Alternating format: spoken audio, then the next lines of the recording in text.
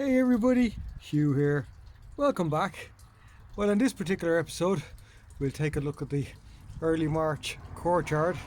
Can you see the water? The solar pump there? So sun is actually coming into this area now, which is absolutely amazing. I always say by Patrick's Day, that's our moment of sun hitting the courtyard, but it does actually happen a little bit beforehand, so it's just lovely to capture it. This courtyard is north facing, which means it doesn't get any sun, I'd say, from maybe mid-October until around mid-March, there or thereabouts. So this is like our woo moment. Sun is now coming back in and the plants are going to be all the happier for it. So we'll do a courtyard tour. I want to give you a look at something rather amusing after the courtyard tour. Right, where are our tulips? And there's been some debate about this, and I'll explain why. And yeah, then we'll do a closing piece for ourselves. But anyway, look, there's your courtyard. Isn't it fantastic? It's moved on even since the February updates that we did. Somewhat more of the same, but there's somewhat more of the plants as well, so it's fantastic. First thing to note is that the likes of the narcissus here have been tied up. Can you see that there? A little bit of raffia used natural plant material, and just used around the frame of the holder there of the plant stand, and I used some little canes there as well, because when we had that snow a week back thereabouts, the plants themselves actually were weighed over by the snow, would you believe? So a little bit of tying up and restores them to their glory there, and they really are fantastic. This little narcissus, although we don't have the labels, this is the tete-a-tete, or tete-a-tete as I used to say, but I was corrected by somebody to say tete-a-tete, so thank you very much for that a couple of years back. And this particular one, I think, is the variety is Spitfire, isn't it? That they actually call it. Of course, that's Judith's craft there in the background. She did that a couple of years ago, and it's aging very nicely indeed. Interestingly enough, our snowdrops are just going out of flower now, so all the deadheading, try not to let the seed heads form in them. I won't pick off too many of them because I don't know, does Judith actually want seed from them. But really, if you want the plants to be looking well next year, the idea is feed your bulbs and don't let the seed heads flower. Seed heads develop, because you want the energy going back into the bulb for next year. There's our last snowdrop, I think, of the season from what I can see. So they really do herald the late winter, early spring. You can see here as well, our star of the show from last month is the iris, and they are very much going over now, so they're going to get a little bit of TLC because they have been flowering away. They'll go indoors, they'll get a little dressing of some nice mulch around the top of them. I'll probably put them into the greenhouse over there, and some liquid feeding, just so you know, the best chance for getting them to flower again next year will work very well there. Some of the alpines are coming into flower too, a little arabis that's there, and you can see accompanied by a mushroom, and hyacinths, for those that know them, of course, have that lovely scent. Now there is a bit of a wind out today, so you can't go getting the scent. And you see the muscari there, the bolo muscari, again just deadheading there. And when you're deadheading like that, you can leave the stem if you want, but if you want to leave it neater, remove that piece of the stem. And it's funny because all the early flowers, we're now into the different part of the year, all the early flowers are beginning to go over, and that's where you'll have a couple of bowls of flowers coming on for that succession flowering, isn't it? Or especially in an area like this, which is the prime area, you can go and you can take away what is finished flowering, you replace it with something new, and the one that is finished flowering, then give it a bit of TLC somewhere, or move it on to its next position, whatever the plan actually is for it. Mr. Bumblebee, I'm worried for Mr. Bumblebee. Let me see, sorry, I'm shaking the camera here.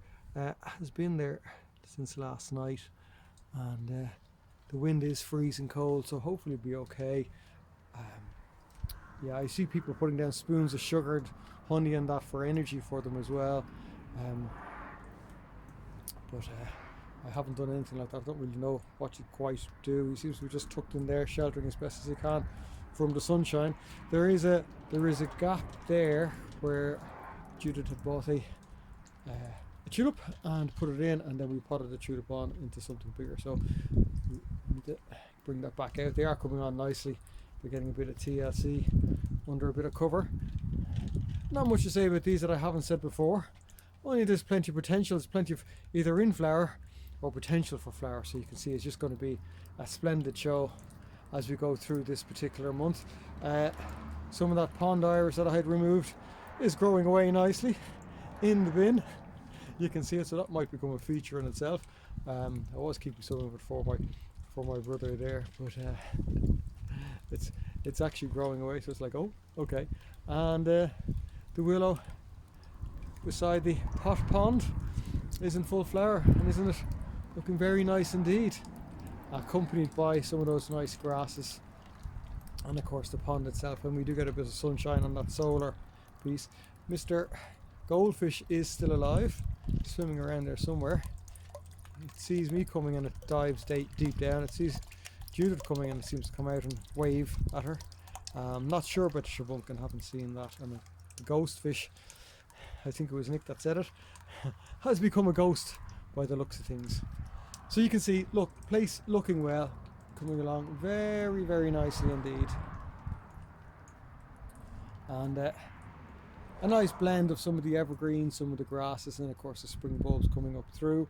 In this corner here, I think I've said it for every courtyard video so far this year, I must actually trim back the lavender, and it actually won't take that long, but it is coming to a point where all the vestiges of winter are now being removed, you know, all the dead growth and that, and exposing the better growth underneath. So you can see the better growth is actually coming through.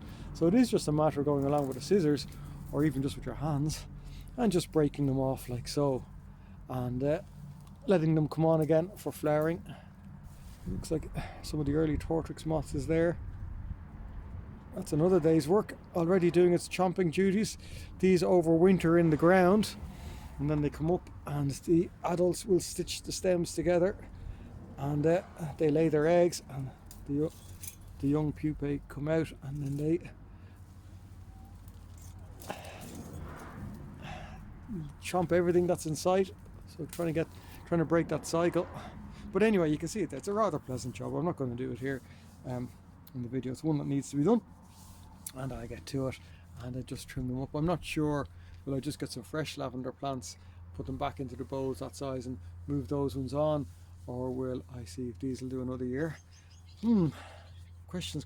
This is a lovely Berberis Rose Glow, looking very winter-like state, but the buds are actually swelling on it, and Berberis or Barberry have plenty of thorns there, so I'm keeping this as a pot-based one. So really it's just encouraging the small bushier growth. So the likes of this longer growth here I don't want, so we'll trim that down and let it sort of bush out a little bit. The younger growth is always a variegated red, so it's very attractive. Needs a little bit of heat to get that up and growing, so we'll move that into one of the houses. This particular bowl, I was taking a look at it earlier because it's been here a few weeks. I was like, okay, all the brown, the bowl needs to go basically, but actually there is growth coming through that brown, which I was surprised at. So we'll see. It was on the to be discarded, but it might just be earning itself a reprieve, and some more bulbs coming on through there. And of course the pieces of rhubarb, if you saw the allotment video there a couple of weeks back, you'll see the allotment rhubarb is massive, as they say, but the ones in the pots there are doing rather well and providing a nice bit of greenery, motoring along very nicely indeed. Some of seed potatoes I was watching a few people there doing their seed potatoes. Steve Digwell was doing his there, and he's doing all the chitting and that, and I was like, cheapers, I better get myself going on. And I've seen a few others chitting as well, so I got myself some nice Charlotte there. Judith, I hope that's okay, that variety is okay with you. We'll get to chitting some of those. There's far too many for what we're looking for here, but we'll either spread some around, or find somewhere to plant them. I did some of those late potatoes last year in the 2 and 3 litre pots, and they had some lovely salad size, and Charlotte is a salad crop potato, but it's how to do them and have them blending in you know, growing them among the plants, so a mixture of flowers and food growing. So that's always the challenge that we like to do here, have things looking well, and of course blend some food in with it. Now, looking very nice. So quick story, where's the tulips? Where are the tulips? Where are the tulips coming on? So remember, I was doing a clear out here in January. I was like, right, they need to go, they need to go, they need to be gone. And especially some of those bigger pots, like we had quite a lot of them. So I was like, no, we'll keep some of the ones that I think are the newer tulips, and they can come on, and when it's time to rotate them in, they'll come into the courtyard, and as I say, the other plants will be brought to somewhere where they can just be given a bit of feed and brought on for next year. So I took the executive decision of saying, okay, they're the tulip pots that are good to keep, and I went by, they're the ones that have the chicken wire on top, so they're the better tulips, and the other ones need to go. Come on, and I'll show you where I put them, and then I'll show you something rather funny. Not got into a bit of trouble, it has to be said. Car was parked in a car park a couple of weeks ago, and oh dear, came out and that was a damage done. Some mud there for Mama and Papa for their fire. Look, see, more tulips. I was saying with the chicken wire on top, so they must be the good ones, I was saying to myself. But not many flower bulbs appearing, and they look rather old, really. And then Judith and I were over here the other day. I was saying, yeah, now there's some nice colour coming up under the hedge where I put all the old plants. And lo and behold, Judith spotted, she's like, they're not the older tulips. Those tulips are in better condition than the ones that we're holding onto in pots. And I was like, it was that moment of, oh. So do you remember that executive decision I took last month? This was like, I think I got it the wrong way around. So for the good tulip display this year, we'll be looking under the hedge, under the laurel hedge over here. And I was like, oh, that was a bit of an error.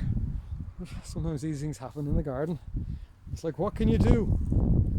Well, I tell you what we'll do. We'll enjoy the flowers under the hedge. We'll feed the bulbs under the hedge, and then we'll harvest them for next year. Now, if you saw in last week's in the tunnels, when we were taking a look at the tunnels over beyond, or the tunnel and the grow houses, I was showing you some tulips that we had purchased to bring on, and yeah. So we do have more coming on, but that's just an amusing one. Here's the view of the courtyard as you approach the house. It's very welcoming, isn't it?